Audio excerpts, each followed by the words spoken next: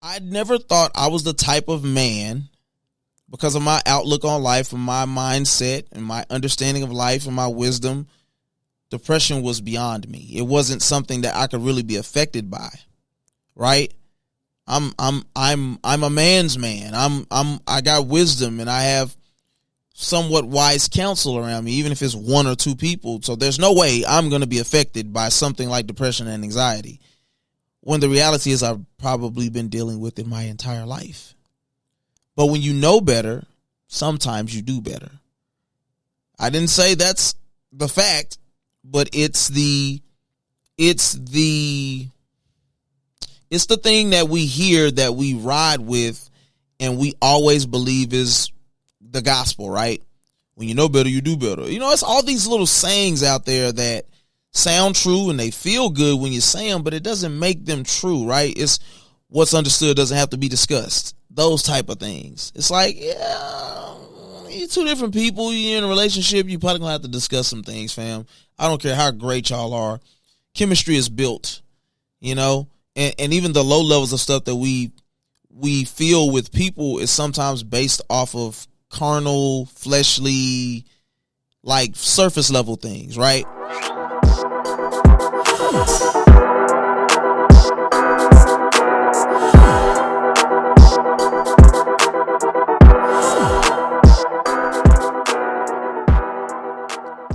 Top of the morning, the afternoon, and the evening to you. It's your boy Ant Mo, coming live and direct from the Mind of a Man studio. And welcome to the Mind of a Man podcast, where we give you a holistic peek inside of the mind of a kingdom man. It's a 3-tiered approach: mind, body, and soul. And so, man, I wanted to create a platform for men where, the women can also get a peek inside, but create a safe haven for men to be able to talk about life, talk about the experiences, talk about the things that people don't want to talk about a lot of the time. And so that's exactly what this is. And so I hope that whoever is even peeking in for this short period of time utilizes this and takes it for what it is. Don't try to read into it. Don't try to make it something more than it's got to be.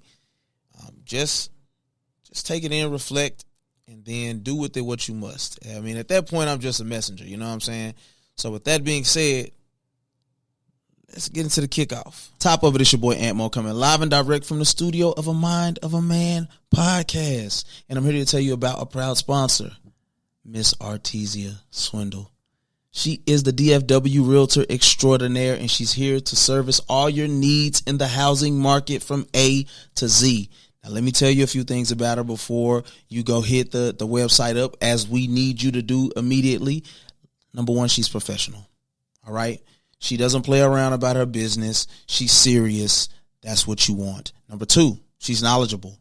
Okay? From Oak Cliff to Roanoke, she can get you everything that you need in the DFW and beyond, in Texas even, to get you where you're trying to go. Number three, she consistent. She don't play around. Go check her page. She do stuff every day. Even though we want you to go to the website, you can check out the page as well to know that she is on her game. Now, there's a criteria that we need you to understand that you must hit. Now, she's down to service a lot of people, but there are some people that get first in line now if they do what they're supposed to do.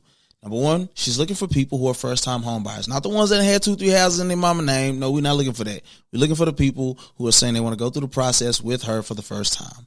Number two, she's looking for people who are already paying $1,500 or more in rent. That's all of us. That's a lot of us. That's most of us. So you know what to do. I'm going to tell you about that website in just a second. The third thing is she's looking for people who are ready to transition into ownership immediately. Not yesterday, not tomorrow, but today. You understand what I'm saying? So if you fit that bill, do me a favor. Go to knowartesia.com. KNOWARTESIA.com. Once again, for the people in the back, knowartesia.com. KNOWARTESIA.com. And the link will be below. And in whatever video that you're watching this on, tell her that Anthony Moore sent you from the Mind of a Man podcast. She gonna know who I am, but just do it because it's gonna be cool. All right, back to the episode. Peace.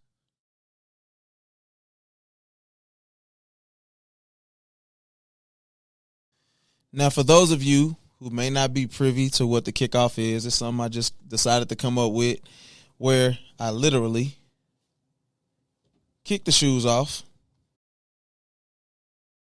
and we get into it before we get into it. You know what I'm saying? And so I kind of wanted to let this segment be something where I talk about certain experiences, things that gave me a perspective about life that maybe I wouldn't have had otherwise, that I actually went through the things that I went through. You know what I'm saying? And it's a double entendre. Get into it before we get into it. You know what I'm talking about? So anyway, for anybody who knows me, I have a plethora of stories. I have things that I've experienced, things that I probably would view life differently or approach things differently if I didn't go through the things that I actually went through. So the one thing that's coming to my mind that I'm actually going to talk about on the kickoff is this one time where I almost got killed, at least in my mind, right? So shout out to my which was my favorite cousin, Michael. He was like a brother to me. And then my Uncle Charles, right? And so we young. Now this is at the height of Tupac, right? This is All Eyes on Me, Tupac. You know what I'm saying? So me and my girlfriend, like that Tupac. And so we rolling, right? And my uncle, let me go back. This was around the time when my grandmother, who was everything to me, RP to that girl, gone too soon. She was in the hospital because she had some health issues, and we had to stay with my Aunt Regina for a little minute. And so we were staying over in the neighborhood, like where I grew up at, pretty much. And Uncle Charles, let's just say he was an entrepreneur. Let's just leave it at that. And so in his entrepreneur feats, he needed to go complete a transaction of entrepreneurship. And we had to go right around the corner, not too far, like literally in a car, maybe 2 minutes, 3 minutes away. And so me and my cousin, we were rambunctious. We were, shirt off when we get in the car because we ain't going far. And my Uncle Charles was just like, hey, y'all want to roll? I'm finna go make something shake. I'm like, cool, bet. We got the Tupac bumping, you know what I'm saying? This is Lost in the World with 96, Bonnie and Clyde, me and my girlfriend doing 85 when we ride, dropped in this world of sin. Like that Tupac, you understand what I'm saying? I just want to show you I know the lyrics. But anywho, so we rolling. And when we park, the car's still running, you know what I'm saying? Because it's supposed to be an in and out type of situation, you know what I'm saying? Entrepreneurship. So we get there, music's blasting. This older gentleman, I'm sure he's probably not alive right now. He was that old then, right? And we were like 10. I probably was 10. Mike was probably like 12, 13 maybe. So we out there, we just chilling, we vibing, whatever. And the dude walks up to the car and knocks on the door, on the window. We look over, and the guy like, Mike rolled the window down. Now I'm in the back seat, Mike in the front seat, passenger side. He say, can you turn your music down? He asked very respectfully too. That's the thing about the heathens we were at the time, right? He asked very respectfully, can you turn the music down? It's late, blah, blah, blah. We look at him, look at each other, start laughing, turn the music up louder. Mike rolled the window back up. I don't know if this man disappeared or not, or if he just turned around and reached inside of his freaking pants, his Wrangler jeans. But he knocked on the window again, except it wasn't with his hand. It was with, a 45 with a laser on it. And so, look back, and Mike rolls the window down, and he says, can you turn your music down? I'm froze, kinfolk. I'm shaking like a stripper in church. You know what I'm saying? Mike slowly reaches over and cuts the music off. I'm like, fam, why you have to put me in this precarious situation? Because clearly I didn't do nothing wrong. I was just a little kid. I ain't know no better. He says thank you, and he walks away. We didn't move or speak for the next 5 minutes. It seemed like an eternity. It probably wasn't even 5 minutes. That probably could have happened within a minute and a half for all that I know. But it seemed like forever in a day. Shout out to day 26 for that. And yeah, man, we froze. So my uncle get back in the car, and he cuts the car on, and we pull off, or he cuts the music back on, however that sequence of events happened. And we pull off. We going back to the house. And he like, what's wrong with y'all? Y'all good? What happened? We tell him what happened. He hot. Oh, man. I'll be right back. I'm finna drop y'all off. I'm pulling back up. Woo, woo. So the backstory is my uncle, who's the entrepreneur, was going to make money in his business, was going, and the guy who he was going to do business with was the son of the individual who believed in the Wild Wild West way of life. And the dad was an older guy. Apparently the son was into different things and was rambunctious himself for different reasons. And his daddy just was like, fam, I ain't taking it no more. So we ended up catching the brunt of it that night. Now my uncle left. I don't know what he did, but he said he handled it. We were never put in that position again, thank God. But that was an interesting dynamic for me at that phase of my life, to say the least. So, yeah, that's the kickoff. You know what I'm saying? And I'll say, as it pertains to the title of this podcast, is Just Keep Living, I literally wanted to just keep living. How about that? Like, just dealing with the things of being a 10-year-old at that time, or 9 or 10-year-old, and not really understanding certain concepts of life. It's weird how fight or flight works, that in my mind, I knew that could equal me not living anymore. So that was just, it's just an interesting dynamic of things to think about, man. But, so now moving ahead, so Just Keep Living. Shout out to my boy, my player partner, Randy C. Mays. He's the one who popularly coined amongst our friend group Just Keep Living, right? Because the idea is that most people have staunch ideas about life and about what they will or won't do, what they will or won't put up with, what they will or won't accept. What other people deal with that they just are determined to not deal with, in a sense. And it's a truism, right? Like Love Jones. Those of you who know me or have ever listened to this podcast before, or listened to Aunt Rob, what the reality is, I am the real life Darius Lovehall. But it's a real life truism, man. Just keep living.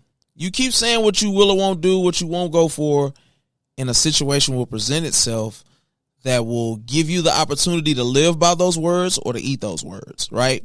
And so, yeah, man, I have experienced a lot of things in the last year and a half that were way more extreme than what I could ever imagine to say what I would or wouldn't do, or just to have such harsh outlooks on life or people and the decisions that they make, right?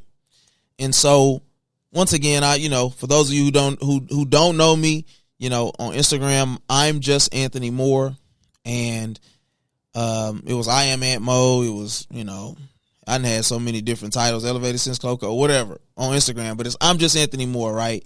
I utilize my story a lot, and I talk about just certain aspects of life, man, and how we all deal with life. It's just life. And it's funny because it's like, it's not just life, but it's just life, right? It's going to happen. And it's not what happens to you, it's how you respond to it. But I talked about, having bouts of depression and anxiety, and I didn't know that that's what it was, right? I just thought that was just how I dealt with things at times, right? Like, I've had a time I can remember when I was staying in Pantego For those of you who may be listening or watching from places outside of Texas, that's a place in between Arlington and Dalworthington Gardens and whatever. But it's a nice quiet town where the police are on 10 a lot of the time. And I remember having this debilitating season of life where I just had no get up and go. I just couldn't find a way to hustle. Like my rent was behind, and my rent wasn't even a lot technically. But I was working at Boomer Jacks during the time, and I just didn't care even about what I was like dealing with or what was imminent. Like, I'm talking about like so bad that like I had to go to a court hearing. Like, they were like, yo, you ain't paid your rent, fam. You gotta be like, hey, what you gonna do? Like, it was that bad. Like, I left from there and it still was like, I'll be okay. Like, or maybe I won't be okay, but who cares? And so I was going through a bout of depression and I didn't even realize it. Now, mind you, this is like 6-7 years ago, maybe a little bit longer. And I didn't realize that I was dealing with depression, right? And I believe that a lot of the reason why I was even dealing with that at that time was the same reason that I have been dealing with it recently. It's because I'm 35 years old, but I've lived some life. And that's something that I tell people, man. I'm like, yeah, I ain't never shot or stabbed nobody and, you know, whatever. I haven't even dealt with a lot of death. But the ones that I have dealt with have struck a mighty blow. But growing up, I had a very adult or mature understanding of life just to begin with. At 6-7 years old, I was sitting around adults that were having conversations that I fully understood, right? And that could be a good thing, a great thing even, but it could also be detrimental if it's not bridled, right? To have a certain level of understanding. It's no different than Adam and Eve being in the garden and, you know, wanting to have a certain understanding, gaining that understanding, and it coming with its own set of circumstances or responsibilities, right? And so I believe that as much as I've been very insightful, I've had the same mindset or approach to life even since I was about 16 or 17 years old. They always told me that I had an old soul growing up. And that sounds awesome, right? But you never know what that really means. Like, to have wisdom comes with a certain cost. And what that could cost you sometimes can be your very sanity. It could be your peace of mind.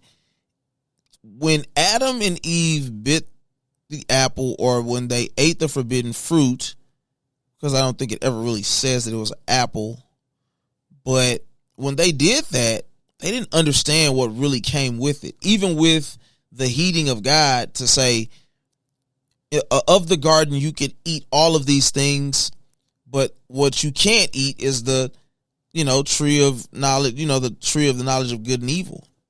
So what some people believe, or Myron Golden believes, is our greatest, like our initial sin is not trusting God, right? That he gave us this I don't want to say creed or ode. He gave us this sheesh. I can't think of the word that I'm looking for, but he pretty much gave us our understanding of this is what's good, this is what's bad. Trust me, right? And our first, or maybe he said our first sin is like focusing on lack, right? It's like somebody saying you could have all the money in the world except $100, and you like, but I want that 100 though, fam, right? And that's the issue. Is like we want things that aren't good for us, or sometimes we go after the things that we've already got a pre-knowledge. Is like, yo, fam, you should probably choose to do something else, but we don't choose that wise counsel. And then once we get it, it comes with something that now we have to deal with, but we've already done the deed. You get what I'm saying? And so, anyway, getting back on point, just keep living, right? I never thought I was the type of man because of my outlook on life and my mindset and my understanding of life and my wisdom, depression was beyond me. It wasn't something that I could really be affected by, right?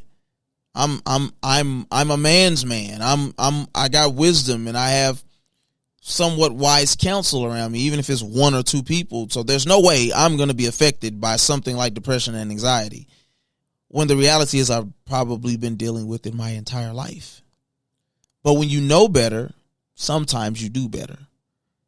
I didn't say that's the fact, but it's the thing that we hear, that we ride with, and we always believe is the gospel, right? When you know better, you do better. You know, it's all these little sayings out there that sound true and they feel good when you say them, but it doesn't make them true, right? It's what's understood doesn't have to be discussed. Those type of things. It's like, yeah, you're two different people. You're in a relationship. You probably gonna have to discuss some things, fam. I don't care how great y'all are.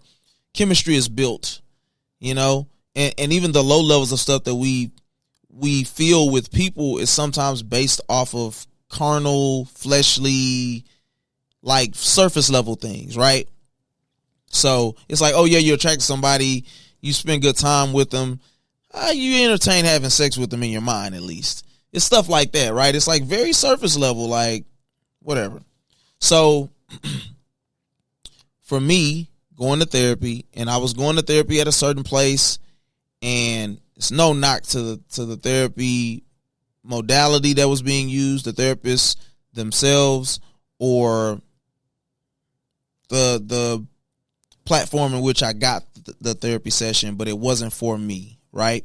Long term, I was feeling like I wasn't getting what I needed.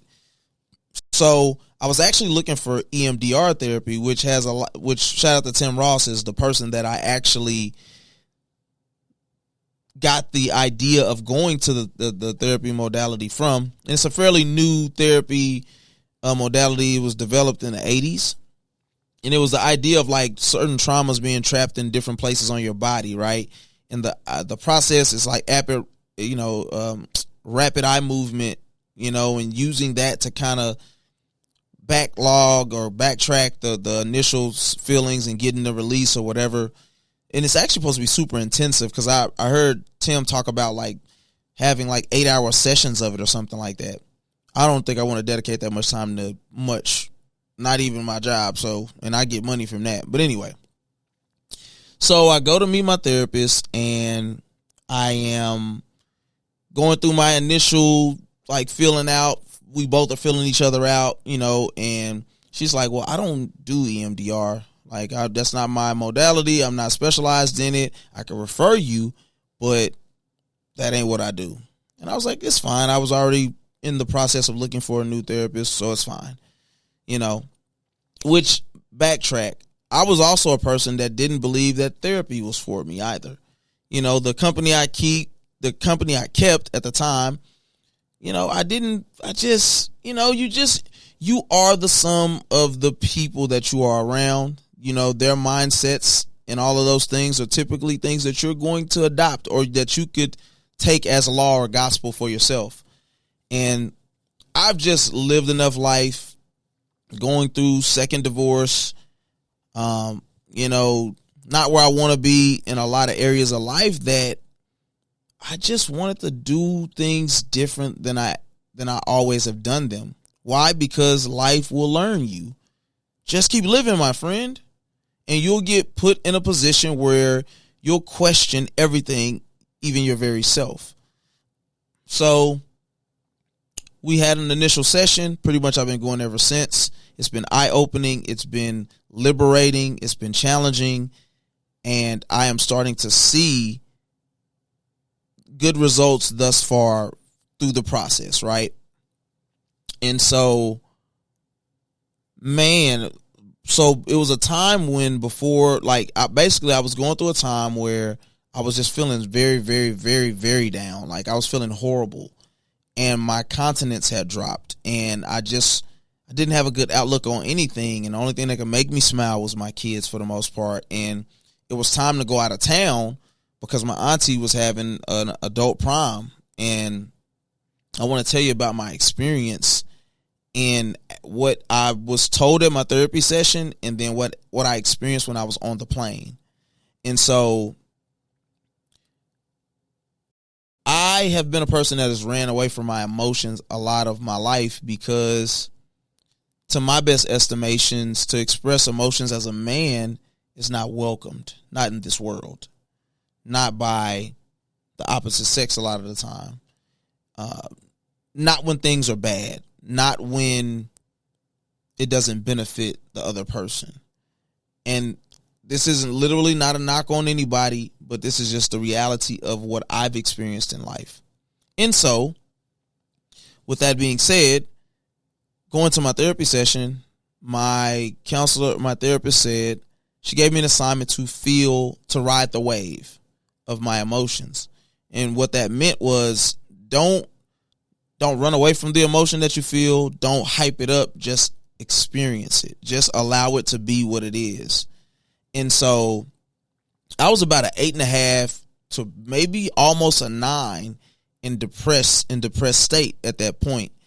And the stuff that I've been dealing with for the last couple of months, it just was taking a toll on me on top of my life. When I say I've lived some life, I mean like I've lived some life. I mean like I've just had bad experiences with life that have made me bitter, that have made me take dark stances on people. You know, a lot of bad, situations with men and mentorships and women and relationships, and a lot of it's to my own doing, if I'm being honest. I'm not sitting up here blaming anybody. I'm just telling you the truth of how I have seen things even. But I was just down, man. And so I get on the plane and I'm feeling nervous, right? Because I've always been a little afraid of flying. Just because I've always been afraid of the unknown. Even growing up, I was afraid of death. I was afraid of being alone. I was afraid of things I didn't know and that I couldn't understand. It was just who I've been, right? Not to say that that's good or bad. That's just where I was. And so I get on the plane and I'm feeling nervous. And I'm a nervous laughter person, right? So I can start smiling and feeling all weird because I'm trying to process what I'm feeling in a way that doesn't always materialize in a way that people would think is normal, right? So I'm sitting on the plane and I'm feeling I feel fearful. But that's the one thing that I decided that I wasn't gonna walk in, right? I gotta get on this plane and I gotta go and I gotta support my auntie and I gotta show her love and I gotta enjoy the time and I gotta clear my mind and I gotta get away and all those things, right? So that's the one emotion that I chose not to feel, right? Because that hasn't served me well in my lifetime. So I feel a little nervous and the plane's about to take off and we're going through the process and, we get our drinks and not our drinks, but we get our headphones and all that stuff. The plane starts taking off. I feel the wheels come off the ground and it's that weird moment where you kind of feel the ground come from under you literally. And I smiled and I felt a relief. And then I start crying. And I'm starting to think about my life. And I'm like, I haven't grieved my grandmother since she died. I had my moment at the funeral, but I didn't even have anybody to really console me like that. Like, matter of fact, my auntie was just like, let them experience it, like type situation. And I'm like, man, I really miss my granny. I felt like life has been hella hard since she left. And I just started thinking about my therapist telling me to ride the wave of my emotions and to experience it. And so I'm crying on and off. And then I'm thinking about stuff that's happened to me in my life. And it was just a lot, man. And everything's shooting through my head at this one moment. And I'm just crying and I'm trying not to be noticeable because I'm sitting between two other human beings and I put my shirt over my face and I'm just feeling it, right? And it was very cathartic and it was peaceful. I probably cried, I could count on one hand in my lifetime how many times I've cried, like outside of being like a little child and being emotional, right? And I'll say probably since I've been going through this process of therapy and growing up, so to speak, I probably cried more than that, which is a good thing because it's not OD, but it's like one of those things that as a man, you want there to be a safe space to feel, right? And I'm not so sure that I've always felt like I had a safe space to feel my emotions as a man. And so it just brought me to the idea and statement of just keep living, right? Because I never thought that I would be a person who would be in a depressed state, anxious, like nervous to have certain conversations, not wanting to speak up for myself, going through the process of counseling and realizing that I'm a people pleaser, because I thought people pleasers were just people who got pushed over all the time and they're cowards and they're, whatever. And there is some truth to that. There's some truth to allowing people to dictate how you move, allowing their other people's feelings and thoughts and emotions and what they want to go before your thoughts, feelings, emotions, and what you want out of life. And I believe that in healthy scenarios and situations, that it should be a fair trade-off. And if I'm being honest here, this is my platform. I don't feel like that's always been the case for me. I feel like I've did a lot of pouring out for people, but I haven't always got the same back in return. And so as I've kept living, I've just been able to gain a different perspective about life and love and relationships and people and what I want out of life and what I thought I wanted out of life. But here's another thing. I'm not so sure that I ever really knew who I was or what I wanted out of life. I think that I've been steered away based off of my own understanding of what I thought. Or no, I take that back. I'm sorry. I'm saying I believe that a lot of what I've done and the things that I've accomplished or not accomplished had a lot more to do with what people thought about me and what I should be doing or what I shouldn't be doing or where I should live or how I should speak, right? Because there's another aspect of this that is funny, but it's true. And it's the idea of this. It's, hi, my name's Anthony, and I'm a Christian. And to my best understanding and recollection, I do love God. And I believe in holiness, and I believe in righteousness, and I believe that the Trinity it's not implicitly stated as that, but it exists in the Father, Son, and the Holy Spirit, and that I believe that Christ came, he died, and he rose, and that he'll come back again. All those things, right? As a believer. But I also cuss a little bit now.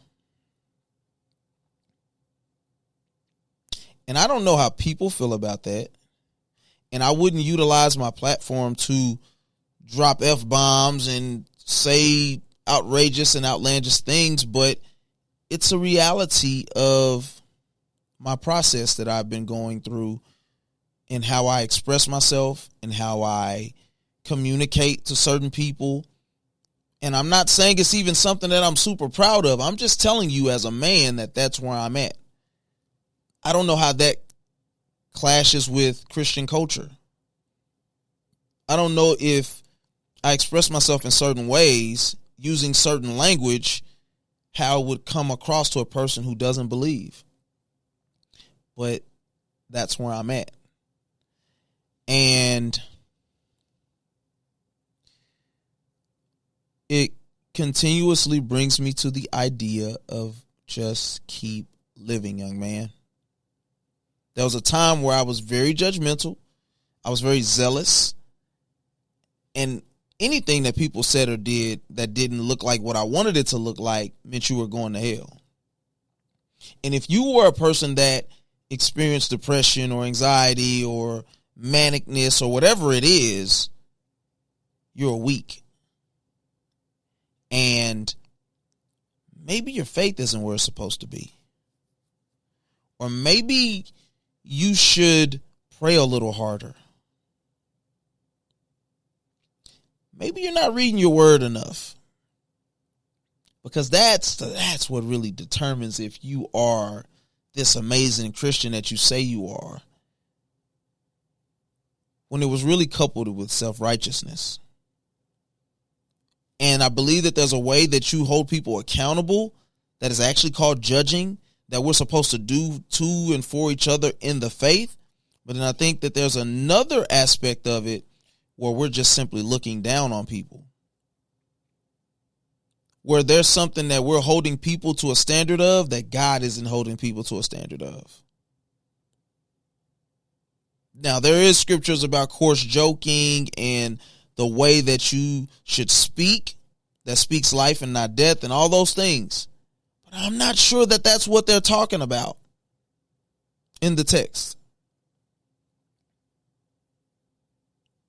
Surely I didn't think I would be divorced one time, let alone twice. But you just keep living, sir. You just keep living. And then there's this facet of life that I struggle with where I feel like I'm damaged goods now because, yeah, it's tough for a woman to, go through something like that and, have kids and all that. But it's a little different for men because men are still high earners and achievers as they get older. And money answereth all things, as the scripture says, and all of that. But as a man, you have baggage. Money doesn't change the idea of you having baggage to a person who money doesn't impress. You still cannot be worth it for an individual.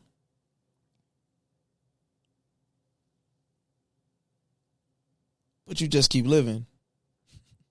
You just keep living. And you're going to see fat meat is greasy.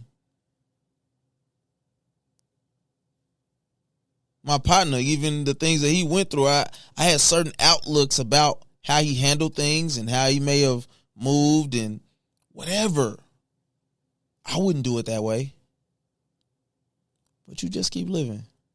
Because you got all the answers and you are a holy individual and you're righteous and you are, you're the example. When the reality is that blood that was shed is the only reason that you can even stand before God, whether you never sinned or you only sinned once. Literally, God sees you the same if you are in the fold of Jesus Christ with the blood covering you. Now, I'm not a preachy guy on my platform because that's not the purpose of it, honestly. It's to create this safe place to get my stuff off. I don't care. If somebody wants to use stuff against me that I'm willing to give you, good luck to you. But you just keep living too. Because maybe you haven't been brought to your breaking point like I have. At this point in my life, it is about getting better. It is about really achieving something, really accomplishing something, really being a man that when I leave here, my name, it rings in a great way. That there are people lined up outside the door of my funeral because they knew the type of man that I was, the type of father that I was, the type of husband that I aspired to be, an astute businessman, a quality individual and a human that I was able to give to people, that I utilized every gift and talent that God gave me to edify the body and to create increase and leave a legacy for my family. But you can only get to certain things in life if you just keep living for real. It says, be slow to speak and quick to listen. You got one mouth and two ears. Those are simple facts of life for most of us. There are some people that got some other stuff going on. We ain't trying to talk down on nobody. God bless your life. But there are certain things, something I was talking to Pastor Taylor about. And he blows my mind. I love that man to life. I really do. He is one of the most shining examples of a husband and father and a man of God that I've ever known. And I'm not saying that to be funny or to gas him up. He may never see this. He may never listen. He may never make it this far into the podcast, but that is a man that I would follow, hands down. And I talked about knowing better, right? The concept of knowing better. And how maybe I'm so down on myself so much because I felt like I've always known better. And he talked about how in the Bible, when it talks about to know something or to know someone even, it talks about the act of intercourse, right? And how you can say you know a woman, you done been with her for a year and y'all kicking and y'all talking, y'all have a good time, but lay down with her. Actually have intercourse with that woman. I'm not encouraging this, by the way. I'm just saying in general, the reality of life, right? You be with someone, you're in a relationship, you're in a long-standing relationship with them. Pre-knowing them and laying down with them is going to be very different than post for mostly almost all, because it's a level of intimacy that unlocks something, right? And his point was, we can be in our head about a lot of things. We can know a lot of things and intellectualize a lot of things. Because I brought up the fact that my therapist says you can articulate with the best of them. You can intellectualize a lot of things that you experience and go through. But do you really understand and know to a level that you can do something about the things that you're speaking about?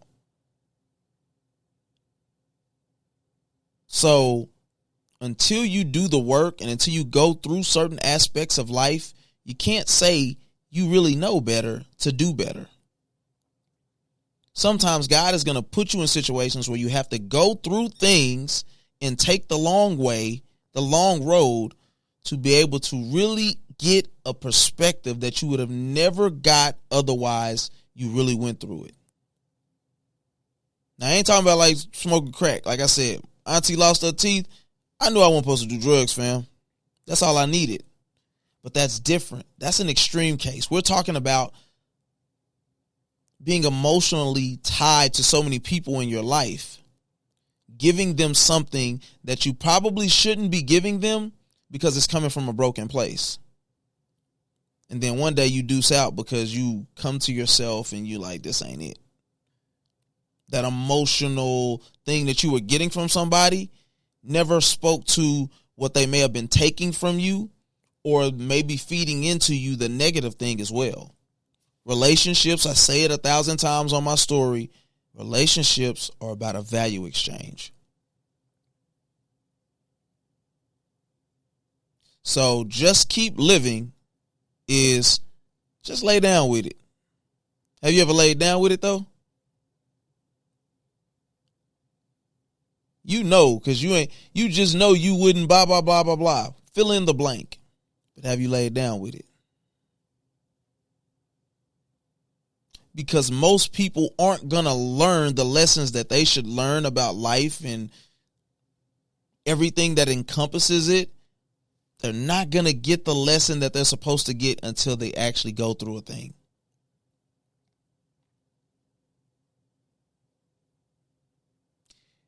Here's my encouragement. It's not too late, right? Your story is not written, because there's still that dash that you're living that gets to dictate way more about you than what the start or the end date ever will. That's where the fun part is. So stop looking down on people, stop expecting things from people, and start living.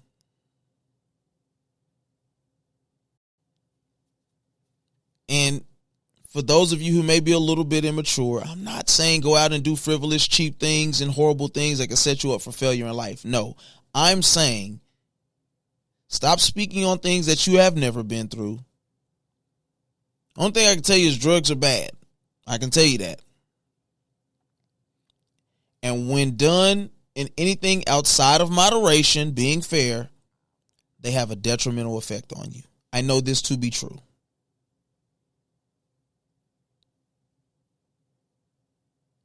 Enjoy this life. Know God for yourself.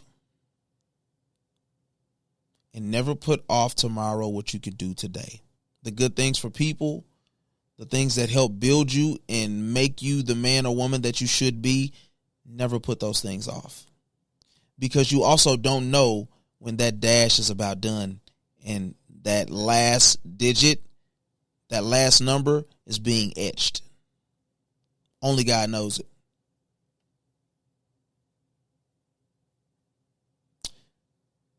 I believe I have nothing else for you guys and gals. What I do want to say is thank you for tuning in. Thank you for anybody who has been watching. Thank you for the new sponsor, Artesia Swindle, DFW Realtor. Link in the bio, noartesia.com. She has an ad that plays at the very beginning of this podcast. For those of you who may be wondering, she is a great go-to for all things real estate in the housing market. Please comment, like, share, subscribe. Please just engage if you can to give me feedback. I would appreciate it from you all. There are people who believe in me. I thank you more than you ever know. A part of the reason why I'm in here now at this very moment is because Jeremy he's always believed in me, and he speaks into me, and he gave me content to let me know, no, you need to go and record right now. Doesn't matter what time of day it is.